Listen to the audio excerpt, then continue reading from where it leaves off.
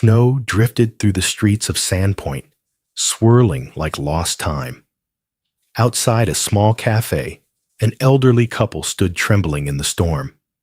Two silhouettes against the white, their coats heavy with frost, their hands gripping worn canes. No one looked up. Inside, a Navy SEAL sat alone, nursing a cup of coffee gone cold. Beside him, his German shepherd lifted its head, ears forward, eyes fixed on the door, as if sensing something his handler had forgotten how to feel. What happened when those eyes met would change all three of them forever. Because sometimes, miracles don't come with angels. They come with veterans and loyal dogs. Before we begin, tell me, where are you watching from? Drop your country in the comments below. The morning light over Sandpoint, Idaho, came pale and reluctant, filtering weakly through a sky heavy with snow. The storm hadn't stopped for 2 days, and the streets were now a hushed expanse of white, broken only by the occasional rumble of a passing truck and the whisper of wind through the pine trees. The air had that sharp, metallic cold that made each breath visible, and even the harbor lay still beneath a skin of ice. The town looked as though it had forgotten motion. At the far end of Main Street stood the Harbor Lane Cafe, its windows fogged and glowing with soft amber light. The scent of roasted beans and maple syrup drifted faintly outside whenever the door opened, a small comfort to anyone brave enough to step through the storm. That morning, 2 elderly figures stood by the entrance, uncertain whether to do just that. Walter Elliston, 84, leaned heavily on a wooden cane, polished smooth by decades of use. He was tall once, broad-shouldered, but time had folded his posture forward. His face, lined deep with years of work and worry, was the color of old parchment, and his eyes, pale blue, weary, yet alert, carried a stubborn spark that refused to dim. Beneath his coat, frayed at the cuffs, he wore a wool sweater that had belonged to his father. The hem was unraveling, but it still kept him warm. Beside him, June Elliston clutched her husband's arm for balance. She was smaller, a delicate frame wrapped in a faded navy overcoat, the kind once fashionable in the 1950s. Her hair, a soft silver, escaped from beneath her knitted hat in thin wisps that fluttered in the wind. Her gloved hands trembled, not just from cold, but from exhaustion. The world had grown too fast, too loud, and she no longer trusted her strength to keep up.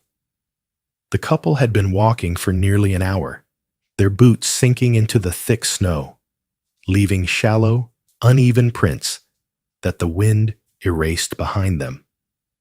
They hadn't spoken much since leaving the small house that used to be their home, or what was left of it, the shouting, the slammed doors, the words from their grandson Colin that still echoed in Walter's mind, words sharp enough to pierce deeper than winter's chill. He had always believed family was a place of refuge, not exile. He was wrong. Maybe we shouldn't, June murmured, her voice barely audible over the wind. We can find another place. Walter looked through the cafe window. The warm light pooled across the tables, where strangers laughed, sipped coffee, and checked their phones. He saw no empty table. He saw no familiar face. Still, the cold pressed so deep into his bones that his pride began to lose its footing. Just for a moment, he said quietly, to get warm. Inside the cafe, the world felt different. Closer, calmer. The air carried the sweet heaviness of cinnamon rolls and fresh coffee. The wooden floors creaked under every step, and the walls, lined with black and white photos of Sandpoint in earlier days, seemed to hum with the memory of better winters. A radio played low in the background, an old country song that spoke of roads and redemption. At the back table near the window sat Ethan Cole, 38, shoulders squared, back straight even in stillness. He was the kind of man people glanced at twice, once to note the quiet confidence, and again to wonder what kind of life carved such restraint into a face. His hair was short and dark, with a streak of gray beginning to claim the sides. A thin scar ran from his jawline to just beneath his ear, a reminder of a place he didn't talk about anymore. Ethan had served as a Navy SEAL for 15 years. Combat zones, foreign lands, endless missions that blurred into each other. He'd seen the world's beauty and its brutality layered together, and both had left marks. Since returning home, he hadn't found peace, only quiet. He carried it with him, like a backpack full of stones, heavy but invisible to anyone else. At his feet lay Shadow, a 4-year-old German shepherd, broad and lean, his black and tan fur brushed to a sheen. His amber eyes were sharp, intelligent, and always moving. He was trained to respond to danger before it arrived, to sense fear before it became visible. But here, in this small cafe, Shadow rested with the calm of a soldier off duty. His head lay across his front paws, ears twitching to the rhythm of the room's sounds, the scrape of a chair, the hiss of the espresso machine, the steady fall of snow outside. Ethan turned the mug of black coffee in his hands. The heat had long faded, but he wasn't drinking it for warmth. He was drinking it for the illusion of normalcy, a ritual he could still control. When he exhaled, his breath fogged faintly against the window pane. At the counter, Sarah Green, the barista, hummed softly as she refilled cups. She was in her late 20s, tall, with freckles scattered across her fair skin and chestnut hair tied loosely behind her neck. There was kindness in her face, an openness that hadn't yet been worn down by cynicism. Still, she moved with the quiet fatigue of someone who had seen too many winter mornings start the same way. Customers rushing in for comfort, leaving behind tips that barely paid the rent. It was Sarah who noticed them first, the two shapes outside the door, blurred by frost and distance. She paused, towel in hand, watching as Walter leaned against the frame, his cane slipping slightly on the icy steps. June's other hand reached to steady him, her fingers trembling. Ethan saw her pause. "Something wrong?" he asked, his voice low and calm. Sarah blinked and shook her head. "Just people outside. Looks cold." Ethan's gaze drifted toward the window. Two figures stood there in the storm, motionless, fragile as paper. A faint memory stirred. A checkpoint overseas, the silhouettes of civilians waiting for help that never came. He looked away, jaw tightening. They'll come in if they need to. But Shadow lifted his head. The dog's ears pricked forward, muscles subtly tensing beneath his coat. His amber eyes fixed on the door, unblinking. A low, uncertain whine escaped him. A sound not of fear, but of recognition. "What is it?" Ethan asked under his breath. Shadow didn't move, only stared harder. Outside, Walter hesitated, watching the snow swirl around his wife's boots. "I'll open it," he murmured. June nodded, though her lips were pale. She wanted to protest again, to suggest turning back, but her legs ached and her breath came short. Somewhere behind the glass, warmth waited. For one small moment, she let herself imagine it was the same warmth their house used to hold, the one Colin's shouting had driven out long ago. Walter reached for the door handle, the leather of his glove stiff from cold. The metal stung his palm as he gripped it. Inside, Shadow shifted his weight, rising slowly to his feet. Ethan frowned at the sudden alertness. The door creaked. A burst of wind rushed through, scattering napkins from the counter and pulling heat out of the room. Conversations faltered. The radio's low hum seemed to fade beneath the gust. Snowflakes tumbled through the open doorway, clinging to coats and hair and the edges of wooden tables.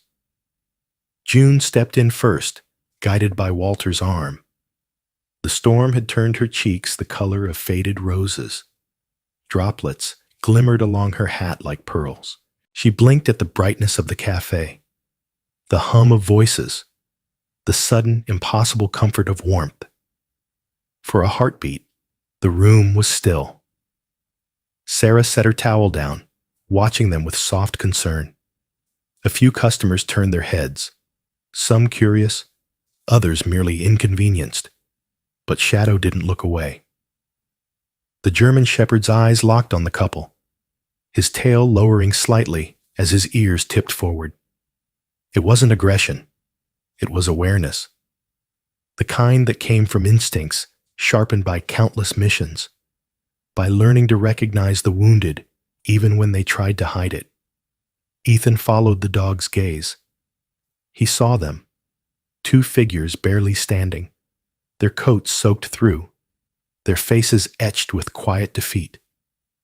Something stirred deep within him, something that had been asleep for far too long. Then the door swung fully open with a second gust of wind. The napkins fluttered again. The lights flickered once, and the smell of snow filled the cafe. Shadow took a single step forward, eyes unwavering, his entire focus pinned on the couple by the door, as if he had recognized them before Ethan ever did. For a few seconds after the wind died down, the Harbor Lane Cafe felt like a photograph. Every sound suspended, every movement held. The elderly couple stood by the door, blinking against the sudden warmth and light. Snow melted from their coats, leaving dark patches that spread like ink stains. The room slowly exhaled. Conversations resumed.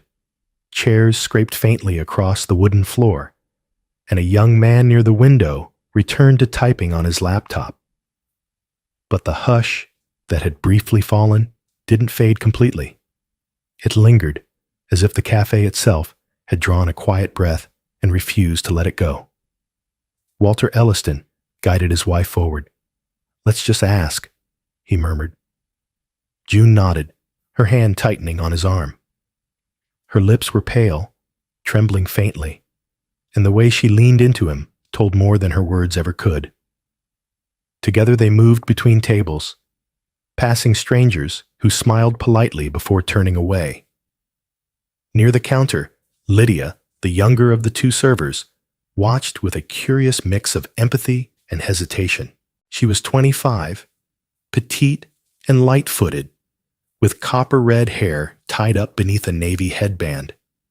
Her cheeks carried the natural blush of someone unused to makeup, and her green eyes darted between the couple and the rest of the room. Lydia had started working at the cafe only a few months earlier, after moving from Spokane to escape what she called a life that didn't fit anymore. She'd once been a music student, but bills had taught her different lessons. Still, there was a gentleness in her that hadn't been worn away yet, the kind that made her linger a few seconds longer than others might when someone looked lost. June stopped at the nearest table where two young women sat with steaming cups of mocha and open sketchbooks. "Excuse me," June said softly, her voice almost apologetic. "Would it be all right if we, just for a minute, sat here?" The girls exchanged a glance, awkward smiles freezing on their lips. One shook her head quickly, mumbling, "Sorry, we're waiting for someone." June gave a tiny nod, as if she had expected that. She turned to move away, but the motion cost her balance. Her cane slipped slightly on the damp floor. Walter reached out too late, and for a terrifying instant, her weight tilted backward. Before anyone else reacted, Ethan was already on his feet. His chair slid back with a soft scrape. In 3 steady strides, he crossed the room, one hand catching June's elbow, the other supporting her shoulder. "Got you," he said, his voice low but firm. His grip was strong, the kind that steadied rather than startled. June blinked up at him, startled by the sudden presence of this tall stranger, whose gray eyes seemed both sharp and kind at once. Shadow moved too, quietly, instinctively. The German shepherd rose from his place beneath the table and padded forward, stopping just beside June's leg. His tail was low, but wagged once, the gesture small, but reassuring. Ethan adjusted his hold so June could regain her footing. "You all right, ma'am?" June nodded, breath catching, just dizzy for a moment. Walter cleared his throat, his pride flickering in the space between gratitude and embarrassment. "We didn't mean to cause trouble." "No trouble," Ethan said. He turned his head slightly, speaking not as an offer, but as a certainty. "You can sit here." He nudged his own chair aside and pulled another from a nearby table. For a heartbeat, Walter hesitated. Decades of quiet dignity warred with the simple need for rest. Then he nodded once, voice low. "Thank you, son." Ethan said nothing more. He waited until they were both seated, then signaled subtly to Lydia, who was already approaching with 2 extra mugs. Lydia set them down gently. "Something warm?" she asked. "Tea, if you have it," June said. "Just plain." Lydia smiled, the corners of her mouth softening. Coming right up, she looked toward Ethan. "You want me to refresh your coffee?" "Please," he said. When she walked away, Walter glanced toward the dog sitting by June's feet. "He's a fine animal," Walter said, his tone cautious but admiring. "Shadow," Ethan replied. 4 years old, retired early. June bent slightly, extending a trembling hand. "Retired? Like you, then?" she asked, her voice tinged with a fragile humor. Ethan's lips curved, but only slightly. "Something like that?" Shadow tilted his head, sniffing June's glove, before resting his chin lightly near her boot. June smiled faintly, her fingers brushing the fur between his ears. For the first time in hours, the cold in her chest began to thaw. Across the cafe, Sarah Green, the older barista from earlier, glanced over from behind the espresso machine. She was refilling a jar of sugar, but her attention flicked back to the table where Ethan sat with the 2 newcomers. She had seen enough lonely people to recognize the signs, how they sat too small, too polite, too careful, as though occupying space required permission.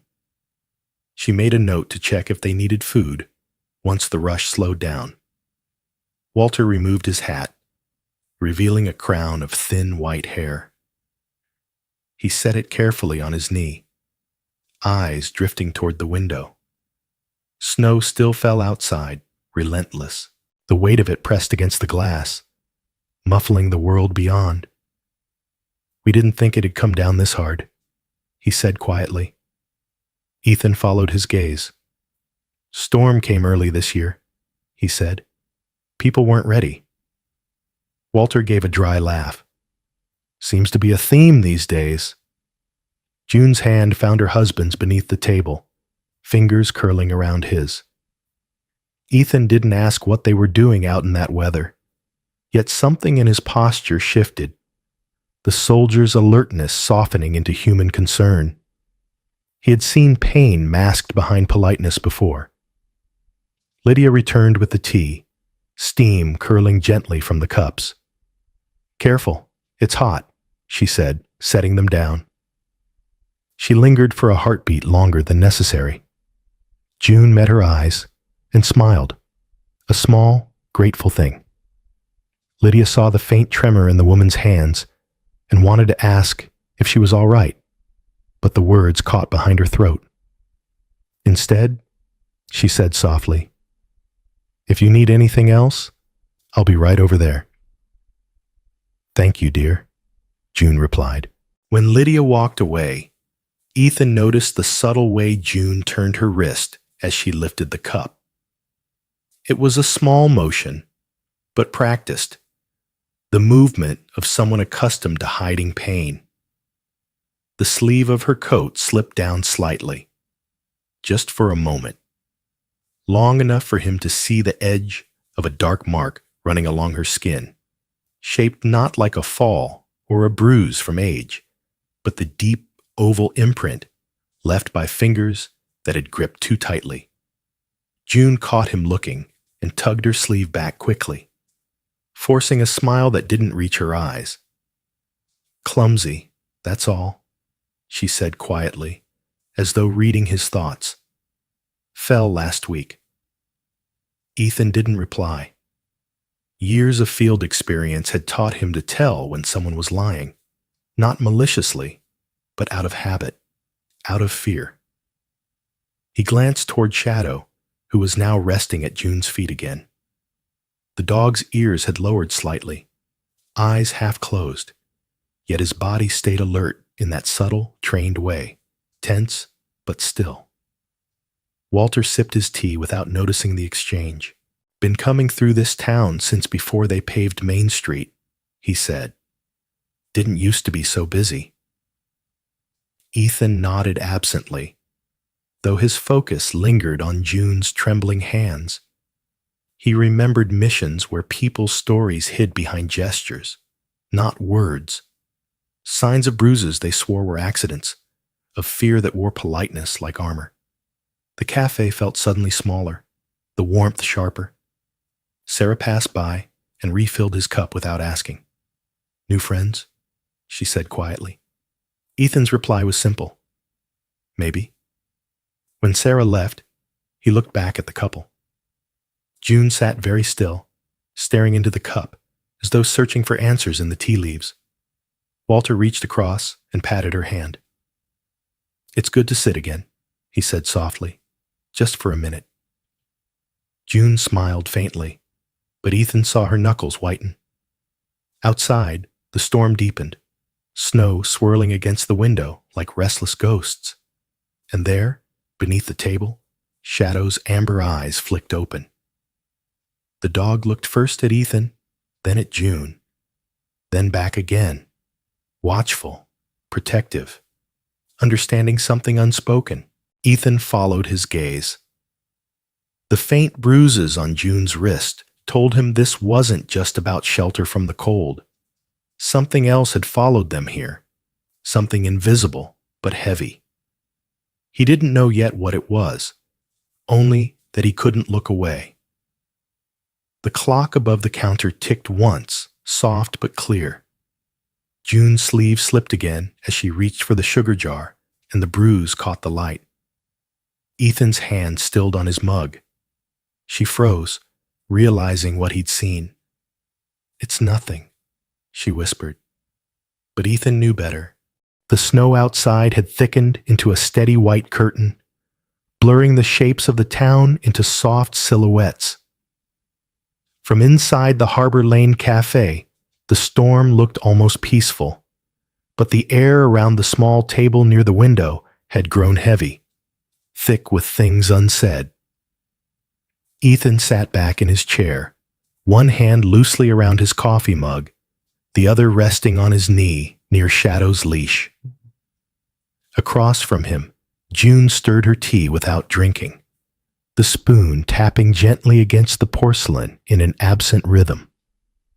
Walter sat rigid, his cane leaning against the table, his knuckles pale from the grip that kept him steady. The bruise on June's wrist still lingered in Ethan's thoughts. It wasn't just the mark. It was the silence that followed his noticing it, a silence that wasn't defensive, but fearful. He had seen that kind before. It was the silence of someone who had learned that truth, invited punishment. A soft voice broke through the tension. "You're kind to let us sit," Walter said, not quite meeting Ethan's eyes. "Most folks these days don't have much patience for old bones like ours." Ethan shrugged slightly. "Doesn't take much to be decent," he said. His tone was even, though his gaze remained observant. Years of training had conditioned him to notice details. The way Walter's right hand trembled when he reached for his cup, or how June flinched every time someone laughed too loudly from the far side of the room. Shadow shifted beneath the table, letting out a quiet exhale. The dog's body tensed just enough for Ethan to notice. He followed Shadow's attention toward the front counter, where the bell above the door jingled, and a man in a heavy gray coat stepped in from the cold. The newcomer was tall, broad across the shoulders, with a weathered face that spoke of long days outdoors. His beard was rough and untrimmed, flecked with gray, and his eyes carried a watchfulness that came from habit rather than hostility. He brushed snow from his coat and nodded toward Sarah at the counter. "Coffee. Black," he said simply. His voice was gravelly, deep, the kind that suggested a smoker or someone used to shouting over wind. Sarah, professional as always, smiled politely and began pouring. Ethan glanced back at Shadow, who had relaxed again. He wasn't sure why the dog had reacted, but he trusted that instinct. He always did. Shadow had learned to read tension faster than any human could. Walter followed Ethan's gaze for a moment, then lowered his voice. "He reminds me of our grandson," he said quietly. Ethan turned back, unsure whether Walter meant the man at the counter or the dog. "Your grandson?" June's spoon stilled. Walter hesitated, the lines around his mouth tightening. He looked at June, then sighed as though deciding something. "We weren't going to talk about it," he said softly. "But maybe we should." Ethan said nothing. He'd learned the value of silence in getting people to speak. Walter rubbed his hands together, his voice trembling slightly. "His name's Colin Elliston. He's 45 now. Big man, smart once. Maybe too smart for his own good. He was supposed to take care of us after his mother passed." Walter's eyes went distant. "Said he'd help with the house, the bills. We thought it was kindness. But kindness turns sharp when money's involved." June's gaze stayed on her cup. "He said we owed him," she whispered. "Said we were lucky he didn't put us somewhere else." Lydia, passing nearby with a tray, hesitated for a second when she heard June's tone. She glanced toward Ethan, uncertain, then continued on quietly, leaving them privacy. Walter's fingers drummed against the table. He took control of everything: bank accounts, the deed, the phone. Said it was easier that way. But easier for who? His jaw tightened, a flicker of anger surfacing before he swallowed it down. When we asked about the bills, he said not to worry. When we wanted to see the neighbors, he said they were too busy. Before long, we stopped asking. Ethan's stomach twisted in quiet recognition. He had seen domination like this before, control disguised as care, isolation wrapped in the language of love. "And last night?" he asked.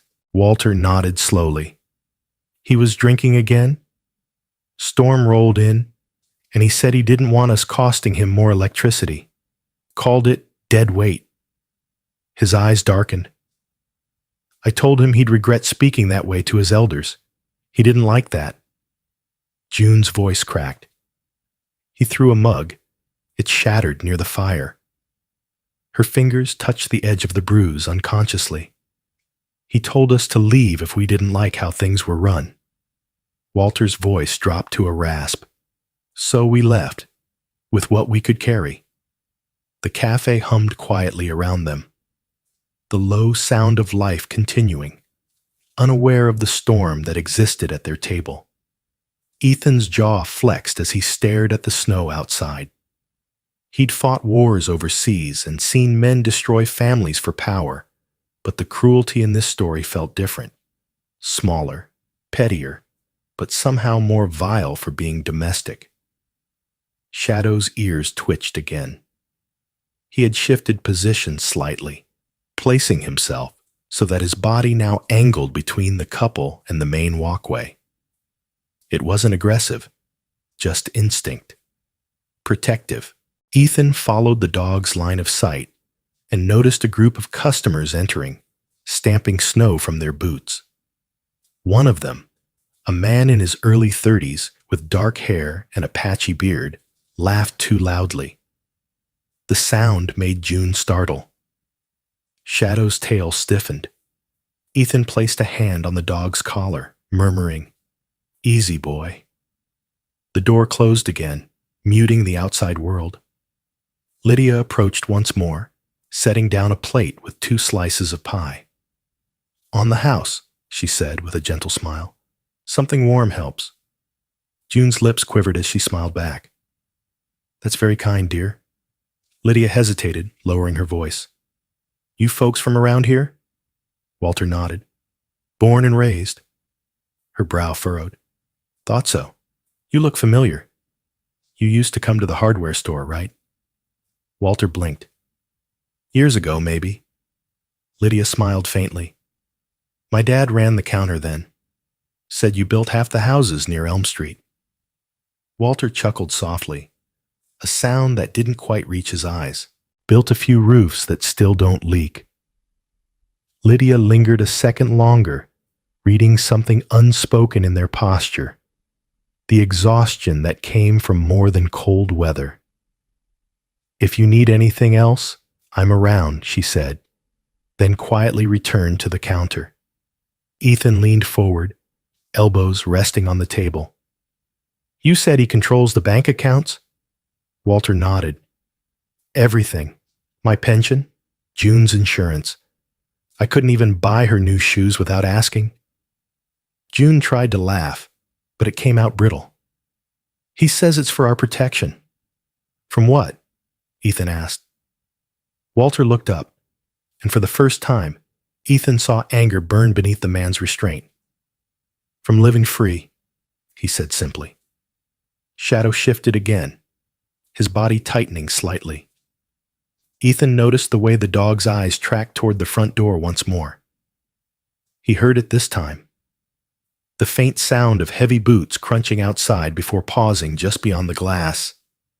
The shape beyond the fogged window was blurred, motionless, but large. A prickle moved along Ethan's neck. Years of service had taught him to listen to the smallest warnings, the hesitation before a threat steps forward. The cafe's warmth suddenly felt fragile. The door handle twitched slightly before stilling. Whoever was outside hadn't decided whether to enter. Ethan's hand moved instinctively to Shadow's collar. "Stay," he murmured. The dog's muscles went rigid but silent, eyes fixed on the window. Walter followed his gaze. "What is it?" "Probably nothing," Ethan said softly, though his body remained coiled. Outside, the blurred shadow moved away, swallowed again by the storm. Only then did Ethan's shoulders ease a fraction. He met Walter's eyes. "You said he threw you out last night. Does he know you came here?" Walter hesitated. "He knows everything." That answer sat heavy between them. Shadow finally lay back down, but his eyes stayed open. The rhythm of his breathing matched the slow, steady beat of Ethan's heart. Controlled, but alert. Ethan knew 2 things then. The storm outside wasn't the only danger closing in, and the old couple sitting across from him couldn't fight it alone for much longer. The storm had softened by late afternoon, but the sky remained the color of ash. Flakes still drifted in lazy spirals, landing quietly on windshields and melting into the slush below. The Harbor Lane Cafe had thinned out. The chatter that once filled the room was now replaced by the muted hum of the heater and the occasional clink of cups being stacked for closing. Ethan sat still for a moment longer, watching the snow cling to the window pane, his thoughts moving slower than usual.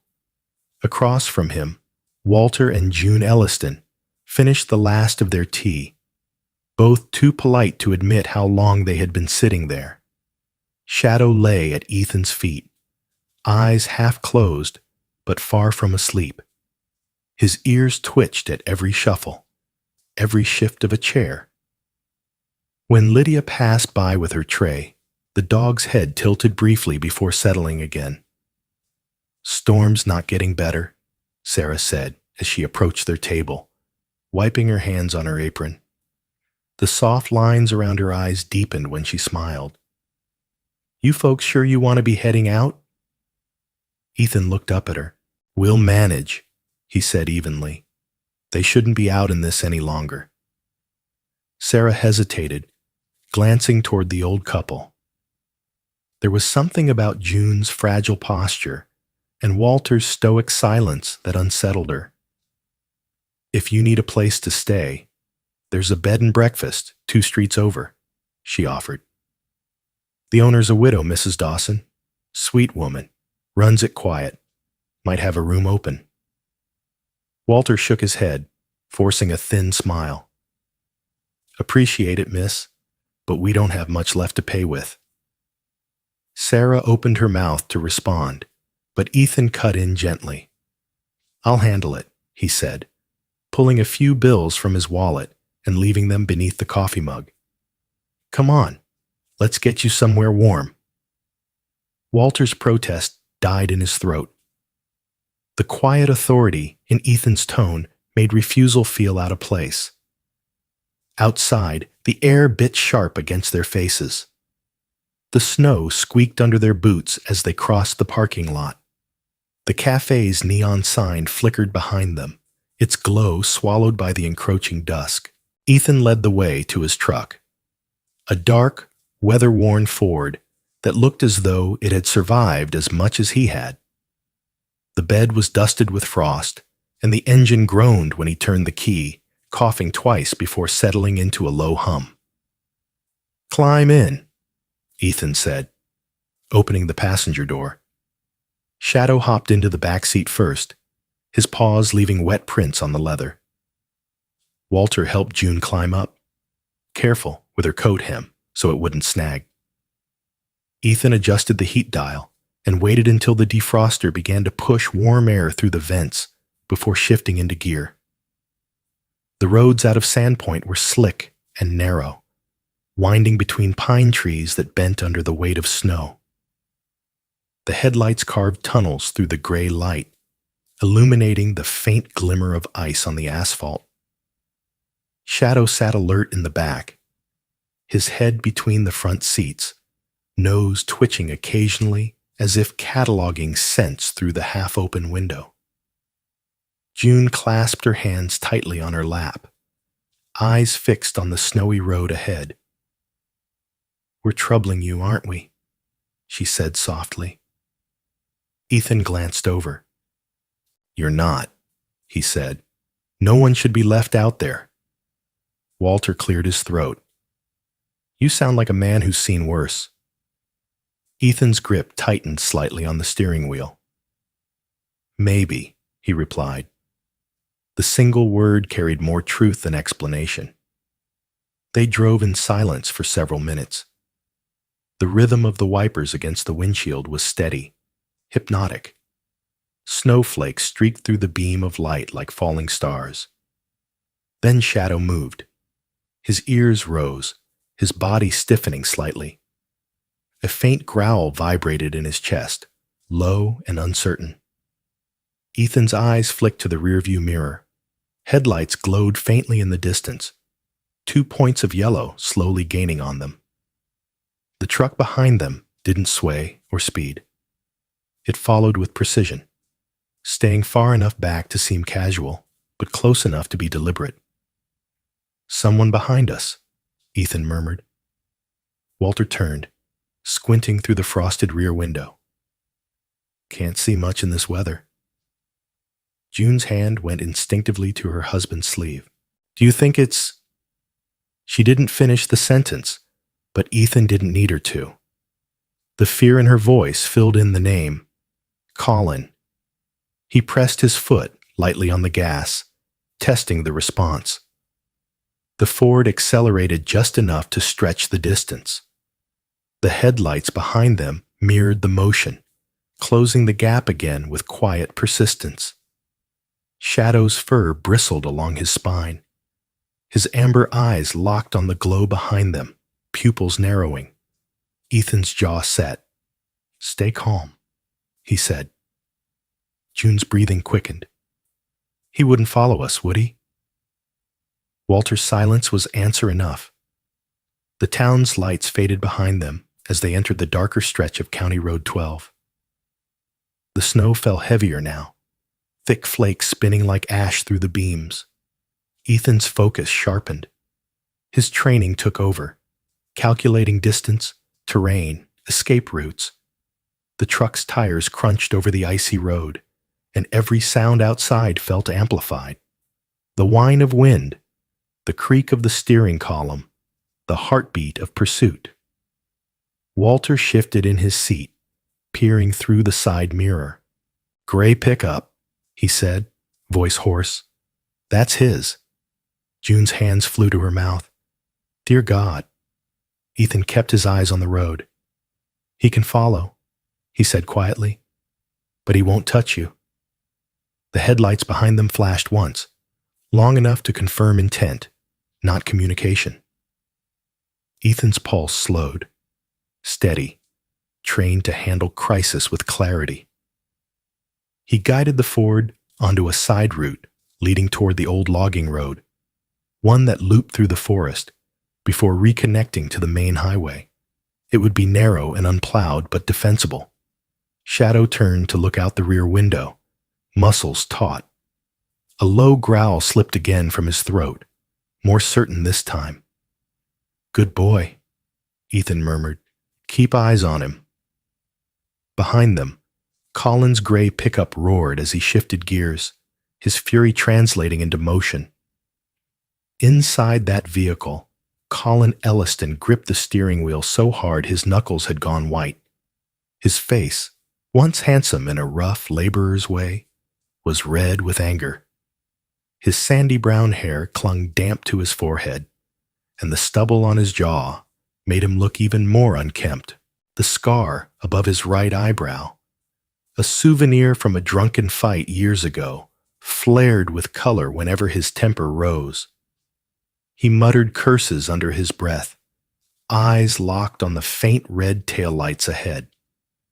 He couldn't believe his grandparents had gone running to a stranger, airing family matters like some public shame. "Think you can just walk away, old man?" he growled. The words fogged the windshield. He pressed harder on the gas. The tires fishtailed briefly before catching traction again. Ethan noticed the pickup closing in. "Hang on," he said, voice even but sharp. He steered into the narrower road, the truck jolting over ruts beneath the snow. Pines crowded close on either side, their branches forming dark walls. Walter's cane rattled against the door. "Where does this go?" "Old logging route," Ethan said. "Not far." Shadow shifted forward, front paws on the console now. The German shepherd's breath fogged the window, his ears rotating like radar. The gray pickup stayed on their tail, its headlights bouncing in and out of view between the trees. The roar of its engine echoed unnaturally through the forested pass. Ethan slowed briefly to navigate a curve, and that was when the pickup surged ahead. It swung wide, sliding across the icy road before jerking to a stop sideways in front of them. Tires screeched against packed snow. Ethan hit the brakes, the Ford skidding to a halt only yards away. Colin stepped out, slamming the door behind him. The cold wind whipped his coat open, revealing a flannel shirt stained near the collar. His breath came out in hard bursts. The anger in his eyes burned through the snow's haze. "Stay inside," Ethan said calmly to Walter and June. He opened the door, boots sinking into the snow. Shadow followed, jumping down beside him, every hair along his back standing upright. Colin's voice cut through the storm. "You think you can take what's mine?" Ethan didn't answer yet. He let the silence stretch, the wind filling the space between them. Inside the truck, June's tears slipped silently down her cheeks as Walter gripped her hand. He had seen this look in Colin's eyes before, but never with a stranger standing in his path. Ethan stepped forward, posture composed, eyes steady. The air between the two men felt charged, like the seconds before lightning finds ground. The confrontation had arrived. Wind screamed through the trees, carrying snow that moved sideways across the empty stretch of road. The gray pickup sat broadside ahead, its headlights cutting twin cones through the storm. Ethan's Ford idled in the center of the narrow path, the exhaust curling upward in ghostly plumes. Between the two vehicles, the world was reduced to shades of white, steel, and breath. Ethan stepped forward, his boots crunching into the ice, Shadow pacing silently at his heel. Colin Elliston stood beside his truck, shoulders heaving beneath a thick flannel coat that strained at the seams. Snow gathered in his unkempt hair and beard, but he didn't seem to feel it.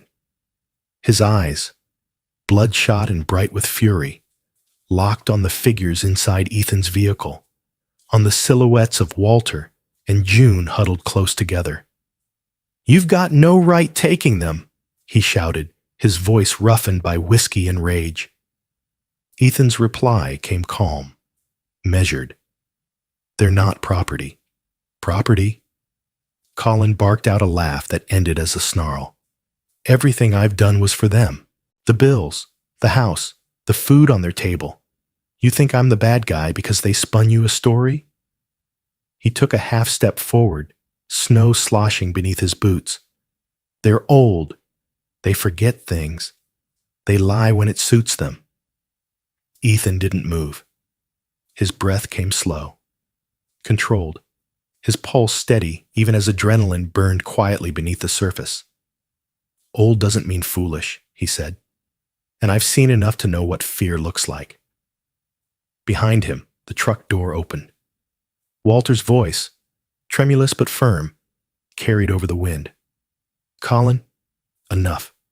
You've done more harm than help." Colin's face twisted. "I gave you everything," he roared. "You'd be freezing to death without me." He jabbed a finger toward Ethan. "And who's he? Some stranger you dragged in to feel sorry for you?" Ethan didn't answer, but Shadow's posture changed. The German shepherd's tail dropped, his head lowered, ears forward.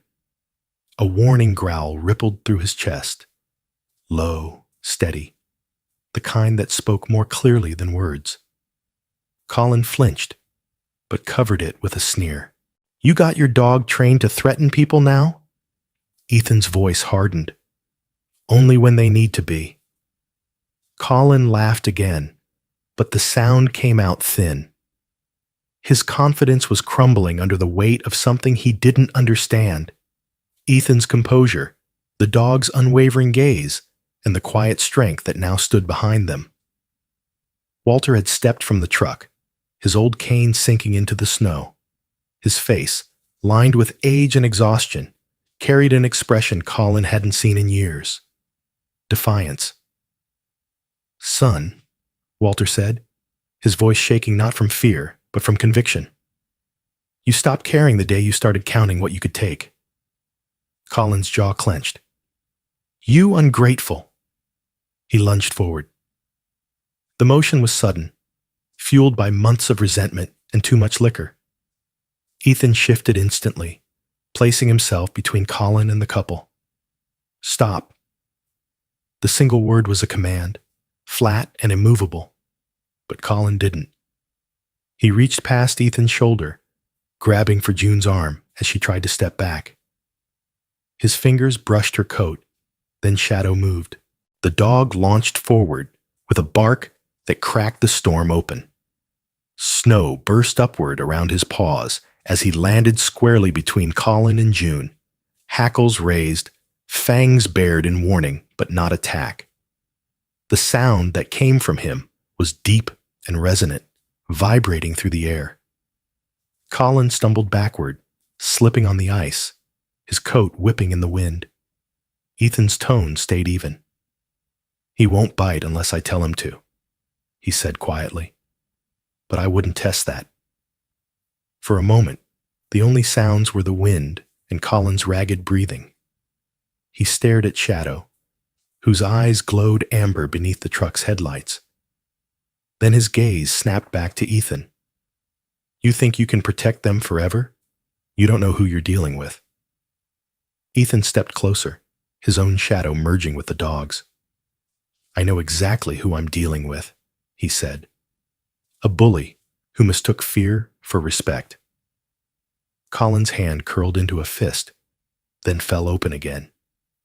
The reality of the situation, the calm, unflinching man before him, the trained animal standing guard, finally broke through the haze of his anger.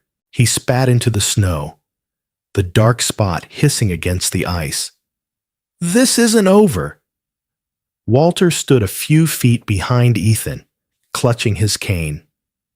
For the first time in years, he felt the fragile thrill of being defended. His heart pounded against his ribs, but the weight pressing on his chest wasn't fear. It was something closer to relief. June reached for her husband's sleeve. Please, she whispered, let's go back to the car. Ethan nodded slightly, not turning his back until Colin had stepped away. You heard her, he said. Walk away. Colin's eyes darted between them. You think the law's going to believe a couple of senile old fools and some washed-up soldier? Ethan's jaw tightened, but his tone didn't rise. You'll be surprised what people believe when they finally see the truth. For a long, taut moment, the storm filled the space between them. Colin's face twisted again, rage giving way to something colder, darker. You haven't won, he hissed. I'll take back what's mine, the house, the money, everything. He turned abruptly, stomping back toward his truck. The door slammed hard enough to echo through the trees. The gray pickup fishtailed once before straightening out and disappearing into the swirling snow, its taillights fading like dying coals. Silence settled over the road again, broken only by the faint growl of Ethan's Ford engine and Shadow's steady breathing. The dog's fur slowly lowered, though his eyes remained on the horizon. Walter leaned heavily on his cane. He'll come back, he said softly. He always does. Ethan glanced toward the old man, then at the woman trembling beside him. Then we'll be ready, he replied. His voice was quiet but certain, the kind of certainty that came from years of facing storms far worse than this. Walter looked at him for a long moment, then nodded. You remind me of someone I knew long ago, he said, the corners of his mouth turning upward faintly. A man who didn't talk much either, but when he did, he meant it. Ethan almost smiled. Those are the ones worth listening to. They returned to the truck, snow crunching beneath their boots. Shadow leapt into the back seat, circling once before lying down, his head resting on the armrest between the front seats. June sat quietly, her hands clasped, staring out the window at the white blur of falling snow. As Ethan pulled back onto the road, the storm seemed to ease slightly, as though acknowledging the confrontation had passed. For now. The road stretched ahead, long and uncertain. Behind them, the darkness swallowed the last traces of Colin's truck. But Ethan knew this wasn't the end. Men like Colin didn't retreat. They regrouped. And when they came back, they brought more than anger. They brought paperwork, threats, and the cold cruelty of the law. Still, as Shadow shifted closer, his muzzle brushing against Ethan's arm, a quiet strength filled the cab. Walter's hand rested over June's. For the first time in years, the two old souls felt that someone stood beside them, not for obligation, not for pity, but for what was right. Ethan kept his eyes on the road ahead, snow hissing beneath the tires. The war wasn't over. It had only changed shape. The motel room was small and smelled faintly of detergent and damp carpet. But to the Ellistons, it felt like shelter. Outside, the snow had quieted to a thin drizzle, soft flakes melting on the windows like sighs. Ethan sat at the small desk near the corner, phone pressed to his ear, his posture upright, the way soldiers sit even years after they're discharged. Shadow lay stretched beside the bed, his head resting on his front paws, eyes half open, every few seconds flicking toward the door as if expecting trouble. On the bed, June and Walter sat close together. June was wrapped in one of Ethan's spare blankets, her frail hands resting over her knees. Walter's cane leaned against the nightstand, its worn handle catching the yellow light from the lamp. Neither of them spoke much, but the silence between them no longer felt empty. It felt like waiting. Ethan's voice was low but firm. "Mark, I wouldn't ask if it wasn't urgent." He paused, listening to the voice on the other end. Elder abuse, financial control, physical harm. The kid's name is Colin Elliston. Another pause. "Yeah, I know. But this isn't just a bad family argument. It's systematic." Mark Rivera's voice crackled faintly through the speaker. His tone was gruff, touched by the easy confidence of someone who'd seen both combat and bureaucracy. "You always did know how to find trouble, Cole," he said. "You sure you're ready to wade back into this kind of mess?" "Ready or not," Ethan replied, glancing toward the couple. "They need help, and I'm not letting another predator walk away because the system's slow." Mark's sigh came through, a sound that mixed exasperation with reluctant admiration. "All right. I'll pull the records, check on Colin's financials, see if there are red flags, fraud alerts, withdrawals, title transfers. You said the grandparents are with you?" "They're safe for now." "Good. I'll reach out to Grace Dalton. She's been running pro bono elder defense for vets and seniors. If anyone can fight this on paper, it's her." Ethan nodded. "Tell her I owe her lunch." "She already knows," Mark replied dryly, and hung up. Ethan placed the phone down, rubbing the bridge of his nose. The exhaustion that crept over him wasn't physical. It was the kind that came from seeing injustice dressed up as care. Shadow nudged his knee gently, sensing the weight pressing down on his handler. "Yeah," Ethan murmured, scratching the dog's ear. "We're not done yet." A soft knock broke the quiet. June flinched at first, but Ethan was already moving toward the door. He opened it slightly and relaxed when he saw Lydia standing there, bundled in her thick green parka, a scarf wrapped around her neck.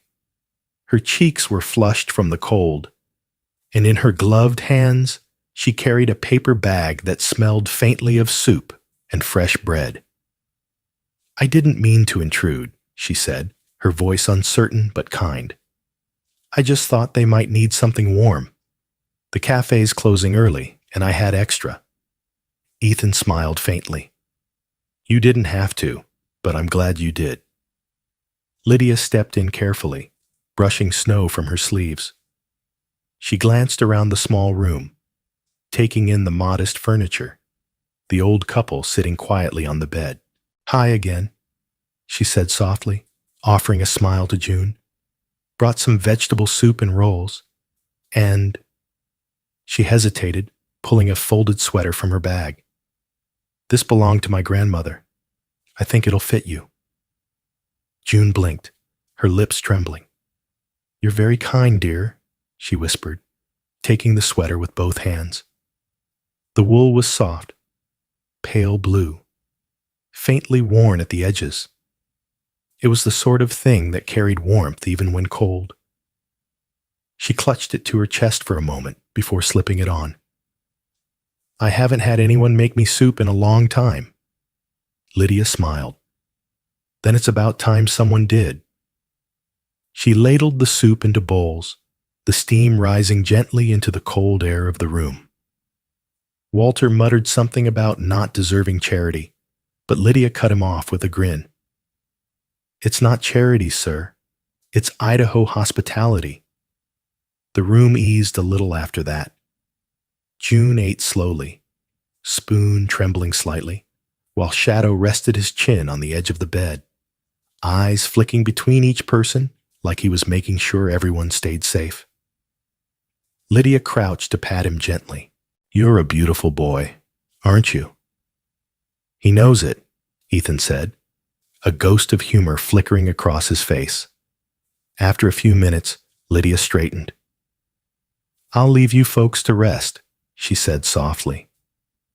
"You all look like you've had enough of the world for one day." June reached out, gripping her hand.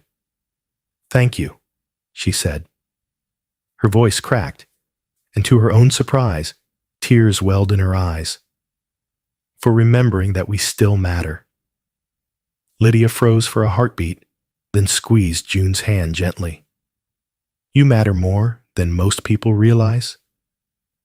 Then she slipped out into the night, her boots crunching softly against the snow. Ethan stood at the door for a moment after she left, watching her figure disappear into the swirling white. There were still good people left in the world, people who didn't need to be asked before they cared. An hour later, another knock came, this one firm, confident. Ethan opened the door to find Mark Rivera standing there.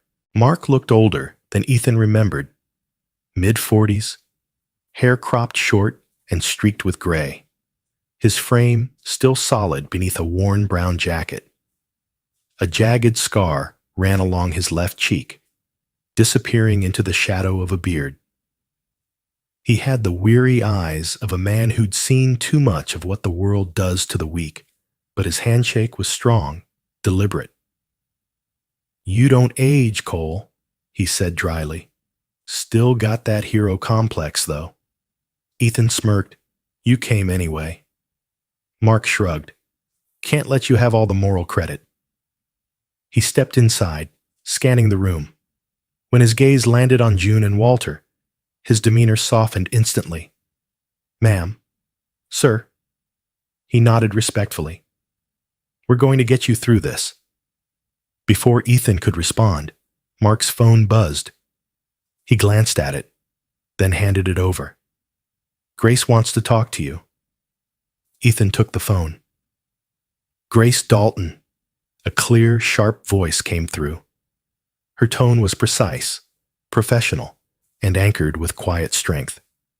"Ethan Cole, I heard you pulled me into another mess." "Wouldn't call it a mess," Ethan said. "More like a mission."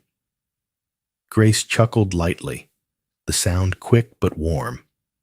"You always were poetic for a seal." Grace Dalton was 40, with a reputation for being relentless in the courtroom.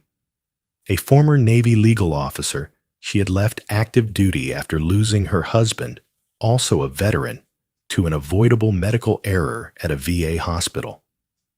Since then, she had dedicated her practice to defending those who couldn't defend themselves.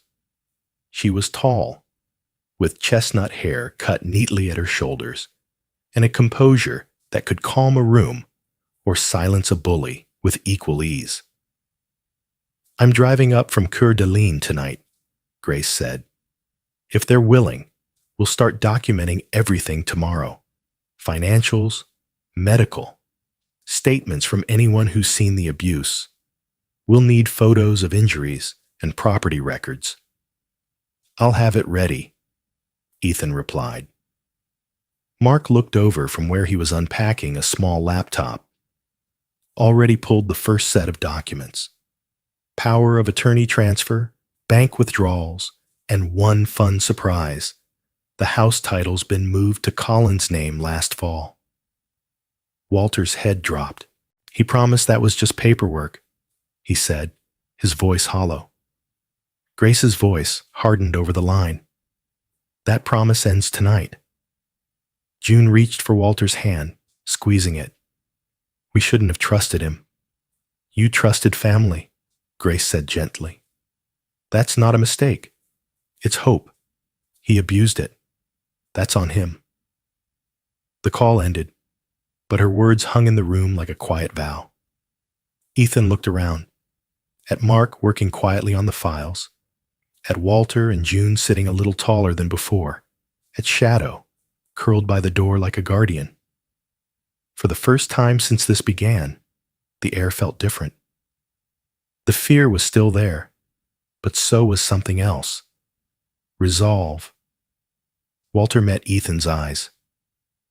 "Feels like I'm back in a fight again," he murmured. Ethan gave a faint smile. Old warriors never really stop fighting. They just change what's worth fighting for. The next morning would bring forms, signatures, and strategy.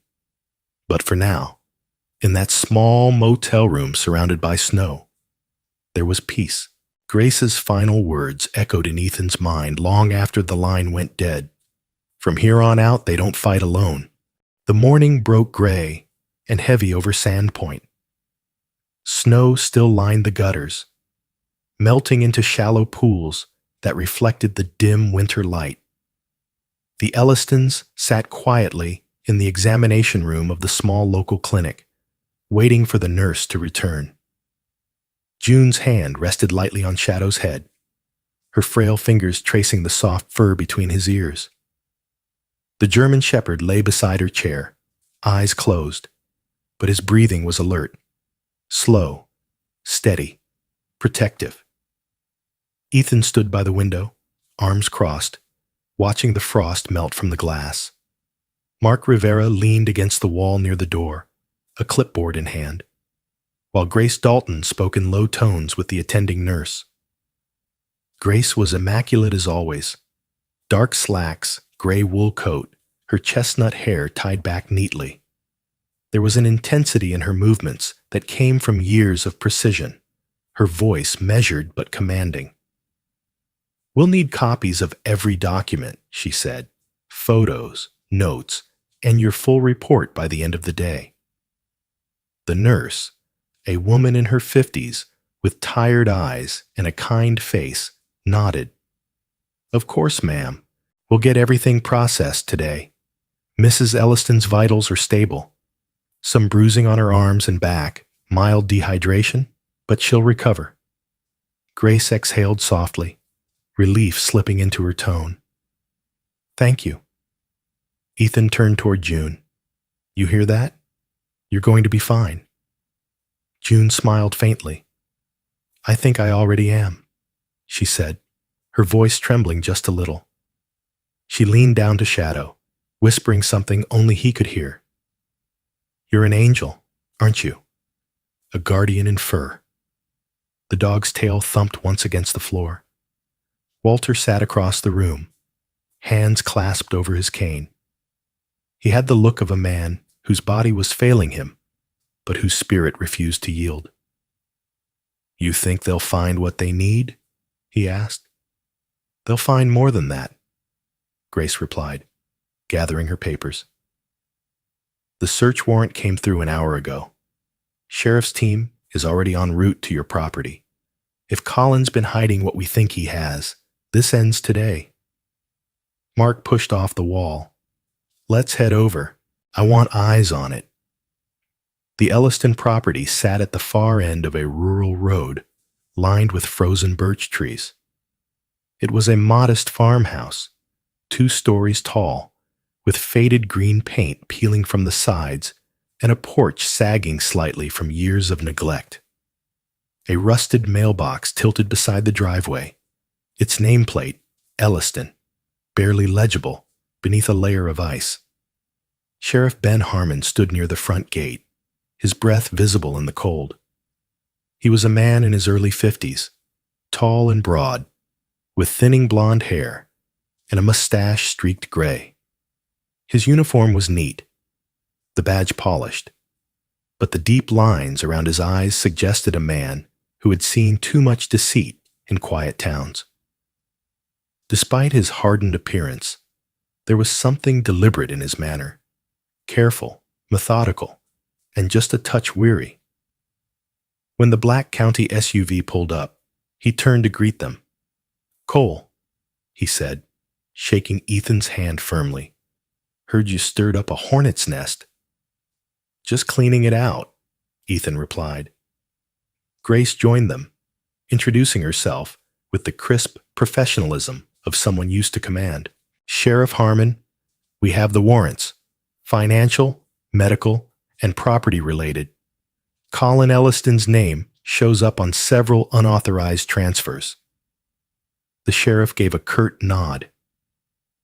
"We've got officers securing the perimeter. My deputy found the back door padlocked from the outside.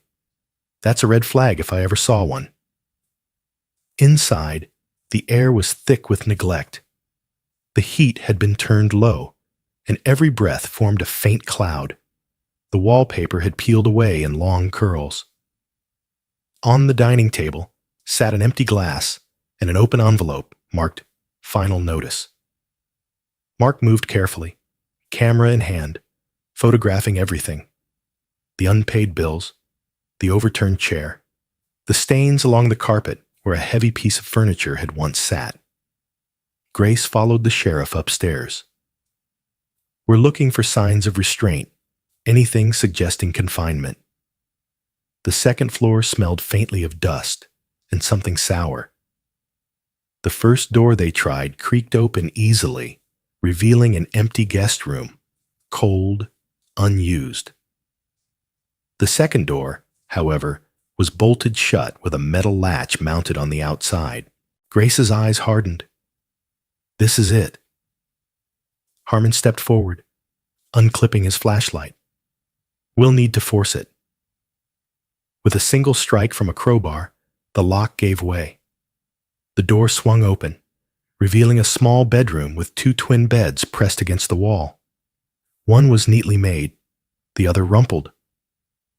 A tray sat near the corner, an unfinished bowl of oatmeal hardened into gray paste. Grace crouched beside it, examining the room's only window. It was nailed shut from the outside. Harmon whistled softly. "Guess we found our locked doors." Grace straightened, her voice quiet but firm. "He kept them in here." Mark entered behind them, camera flashing. "You can still see where the cane scratched the floor near the bedpost," he said grimly. "He locked them in every night." Downstairs, another officer called out, "Sheriff, you'll want to see this." They descended to the small office near the kitchen, a converted storage room lined with file cabinets and scattered paperwork. On the desk sat an open laptop and a digital recorder. Harmon pressed play. Colin's voice filled the room, sharp, slurred with alcohol, shouting, "You think you can tell me what to do in my house? You're lucky I feed you at all." A crash followed, then the faint sob of June's voice. The tape hissed, went silent, then caught another snippet. You sell that land, and I'll finally get what's mine. Grace's expression didn't change, but her fingers tightened around the edge of the desk. That's enough, she said quietly. The officers continued searching. They found a folder marked property sale, pending, detailing a plan to sell the Elliston home to a development company with forged signatures on the contracts. Another folder contained power of attorney transfers and insurance claims filed in Colin's name, all signed under false pretense. Mark exhaled slowly. That's everything we need. More than enough, Grace said. He's done. By the time they stepped back outside, the sound of tires crunching over snow signaled another arrival. A patrol car pulled up beside the property. Colin was in the passenger seat, hands cuffed in front of him, his face pale but defiant. His eyes darted to Ethan and the others standing by the porch. You think you're heroes? He spat. This is my family, my house. Ethan didn't answer. Grace stepped forward instead. No, Mr. Elliston, she said evenly. It was theirs. You just forgot what that meant. Colin lunged slightly, but Harmon's hand on his shoulder stopped him cold. Save it for the judge, the sheriff said, guiding him toward the back of the car. The metal cuffs clinked against his wrists as he was pushed inside. The door shut with a final thud, sealing years of cruelty behind glass. Ethan watched the patrol car disappear down the road, red and blue lights flashing across the snow. Behind him, Walter stood next to June, his hand trembling as he reached for hers. It's over, he whispered. Finally over. June's eyes filled with tears. For the first time in years, she murmured, I believe that. Shadow sat beside them, tail flicking once, before he leaned gently into June's leg. She smiled, stroking his head, her voice barely above a breath. You really are an angel in this winter, aren't you? Ethan turned toward the fading lights of the patrol car, exhaling a long breath he hadn't realized he'd been holding. Justice, he said quietly, comes slow, but it comes. Spring came slowly to Sandpoint, as though the town itself was afraid to believe in warmth again.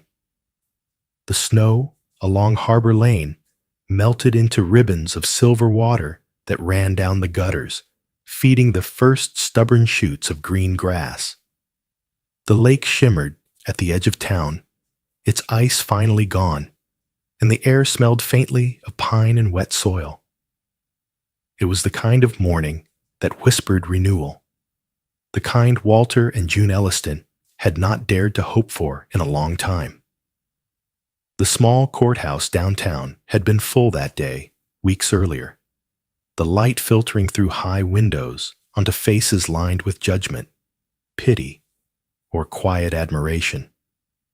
Colin Elliston had sat at the defense table in his wrinkled shirt, his arrogance finally wilted.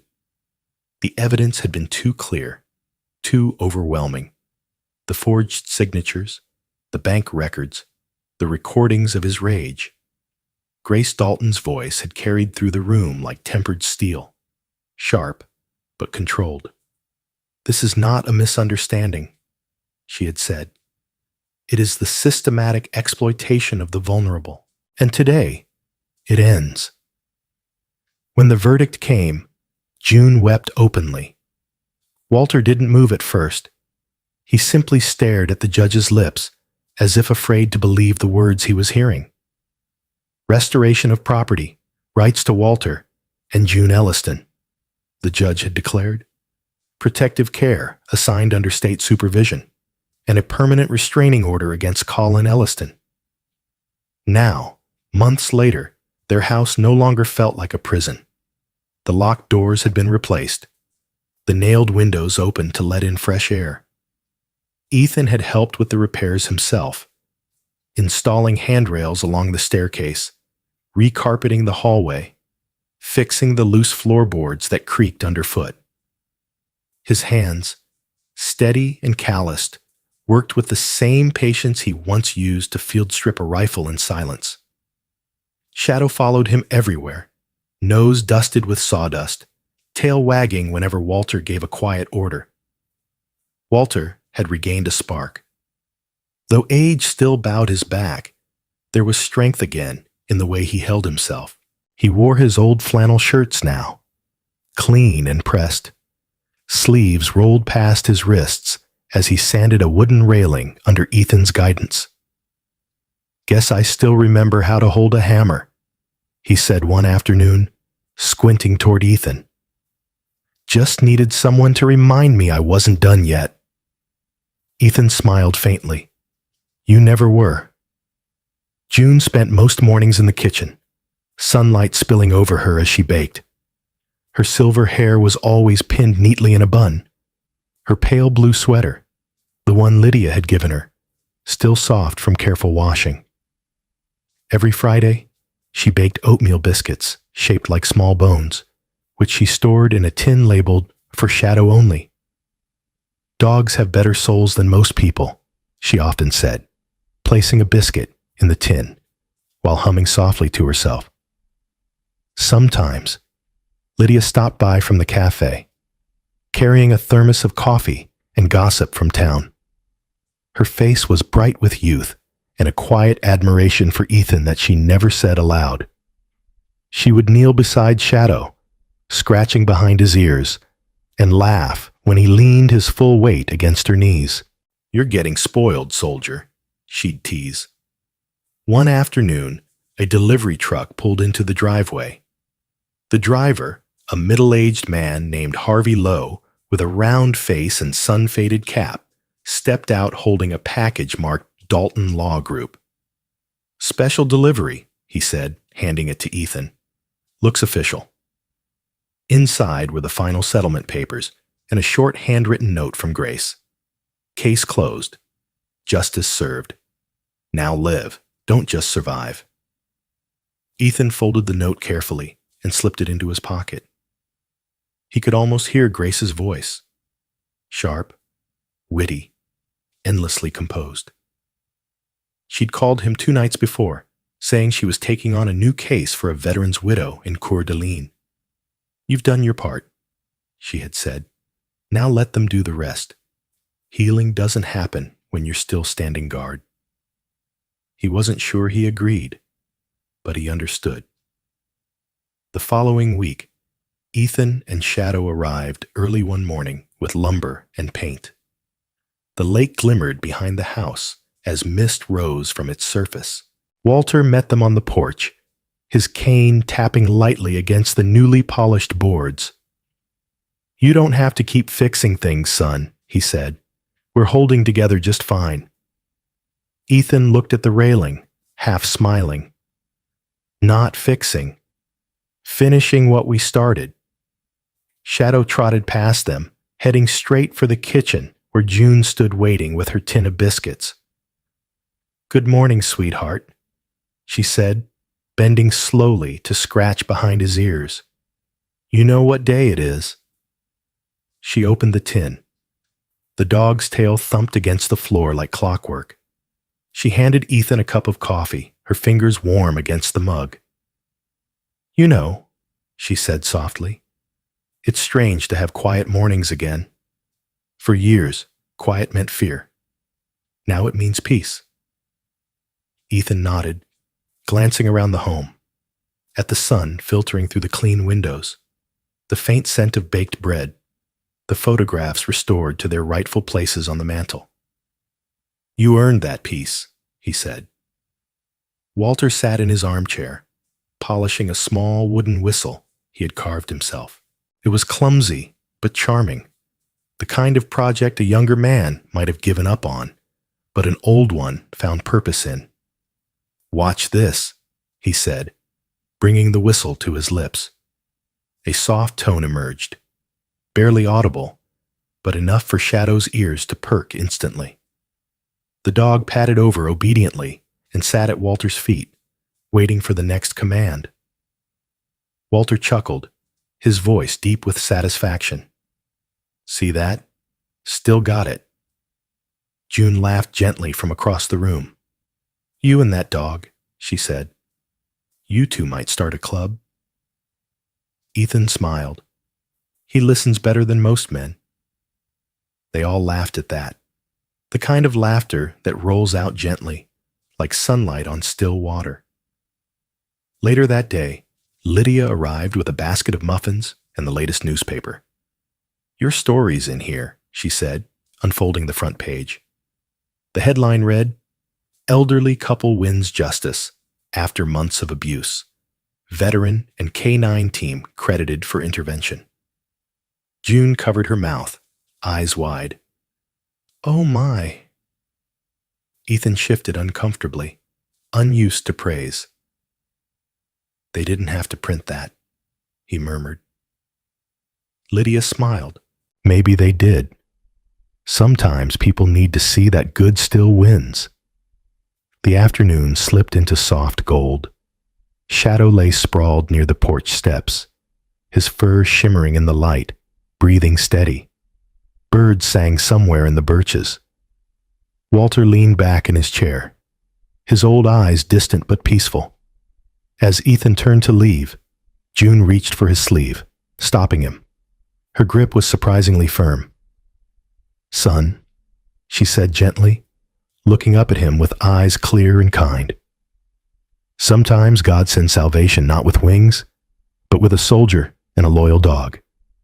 Thank you for seeing us when the world decided not to. Ethan swallowed, unable to speak for a moment. He simply nodded, his throat tight. Shadow stood beside him, pressing lightly against his leg. June's smile deepened. Take care of each other. You've given us back our life. As Ethan and Shadow walked down the porch steps, the morning sun broke through the clouds, scattering over the thawing ground. Behind them, laughter drifted from the open window. The snow was gone now, and in its place, the first green blades of spring glowed against the soft earth. Shadow paused, looking back once, then trotted forward beside his handler. Life, at last, was warm again. Sometimes, miracles don't arrive with thunder or light. They come quietly, in the form of a man who refuses to look away, and a loyal dog who still believes the world is worth protecting. What happened to the Ellistons is more than a story of justice. It's a reminder that God still works through ordinary hearts, through kindness offered when no one is watching, and through courage born from love. In a world that often feels cold and divided, this story calls us to see one another again, to listen, to care, to stand beside those who have been forgotten. If this story touched you, share it with someone who needs hope today. Leave a comment below. Subscribe for more stories of faith and compassion. And may God bless you and all those you hold dear.